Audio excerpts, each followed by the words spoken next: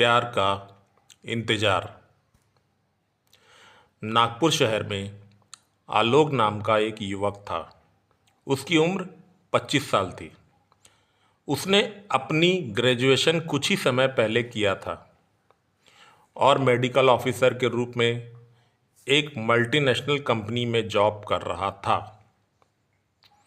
उनके परिवार में एक छोटी बहन और माता पिता, केवल 4 लोग रहते थे। किसी भी चीज़ की कोई कमी न थी। माता पिता अब ये सोचने लगते हैं कि आलोक का विवाह कर देना चाहिए। विवाह की उम्र तो हो ही चुकी है। छोटी बहन शिल्पा कॉलेज में पढ़ रही थी। एक दिन किसी काम के लिए वह अपनी बहन शिल्पा से मिलने जाता है तो उसकी लेक्चरर शिल्पा से पूछती है कि शिल्पा, ये कौन है? तो शिल्पा बताती है कि मैम, ये मेरे भैया हैं आलोक। उस खूबसूरत मैम को देखकर आलोक बहन से पूछ लेता है कि ये कौन है। वह बताती है कि ये हमारी लेक्चरर तनीषा मैम है। तनीषा की उम्र लगभग 30 साल की थी। उनके परिवार में बड़ी परेशानी रहती है। बूढ़े माँ बाप और 2 छोटी बहनें, कमाने वाली वही एक थी। इधर आलोक तनीषा को देख लेता है तो उसके मन में कुछ गुदगुदी सी होने लगती है। अब वो कोई ना कोई बहाने से शिल्पा के कॉलेज जाया करता और तनीषा से बात किया करता था। धीरे धीरे दोनों की नज़दीकियां बढ़ने लगती है। तनीषा सोचती थी कि किसी तरह दोनों बहनों की शादी कर दूं, फिर आगे का भविष्य सोचा जाएगा।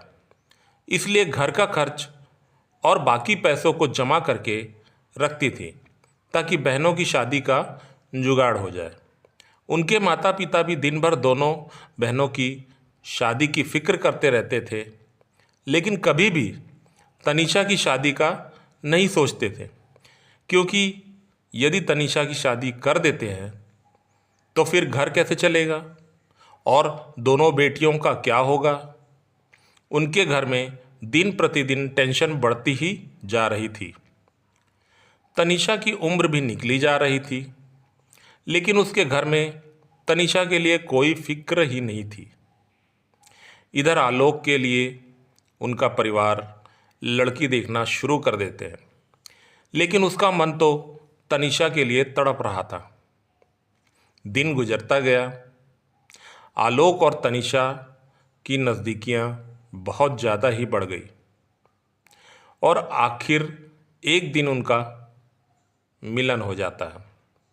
आलोक भी अपने प्यार का इजहार तनीषा से कर देता है और विवाह करने का प्रस्ताव रखता है। तनीषा बोलती है कि तुम मुझसे उम्र में काफ़ी छोटे हो और समाज और तुम्हारे माता पिता इस रिश्ते को कभी स्वीकार नहीं करेंगे, और अपने परिवार की स्थितियों के बारे में सब कुछ बता देती है। तनीषा के माता पिता को भी इस बात का पता चल जाता है कि उसका आलोक से कुछ तो चल रहा है और तनीषा को समझाने लगते हैं। बेचारी तनीषा करे तो क्या करे। अब तनीषा के माता पिता इस संबंध को आलोक के परिवार वालों को बता देते हैं। आलोक के परिवार वाले भी आलोक को समझाते हैं कि तनीषा तुमसे उम्र में काफ़ी बड़ी है, और इस प्रकार से बात और बिगड़ जाती है। तनीषा भी समझ जाती है अब कभी भी उसका घर नहीं बस सकता है। कुछ दिनों के बाद तनीषा के माता पिता की मृत्यु हो जाती है। अब वह आलोक की ज़िंदगी से भी दूर हो जाती है। आलोक का भी ट्रांसफ़र मुंबई हो जाता है। रिश्ता लगभग ख़त्म सा हो जाता है। तनीषा अपनी दोनों बहनों की शादी बड़े ही धूमधाम से करवा देती है, मगर मन ही मन वो हमेशा दुखी रहती है। उसकी उम्र भी लगभग 40 वर्ष की हो जाती है। एक दिन कॉलेज में वह लेक्चर ख़त्म करने के बाद वह अपने घर को जा रही होती है। तभी पीछे से आलोक उसका हाथ पकड़ लेता है और तनीषा को कहता है कि मेरा जीवन तुम्हारे बिना अधूरा है। क्या हम इस जीवन में एक नहीं हो सकते? इतना कहना था कि बस तनीषा फूट फूट कर रोने लगती है और आलोक के गले लग जाती है। आज जीवन में पहली बार उसे सुखद आनंद का एहसास होता है, लेकिन वह संभलते हुए बोलती है कि अरे, तुमने शादी नहीं की क्या?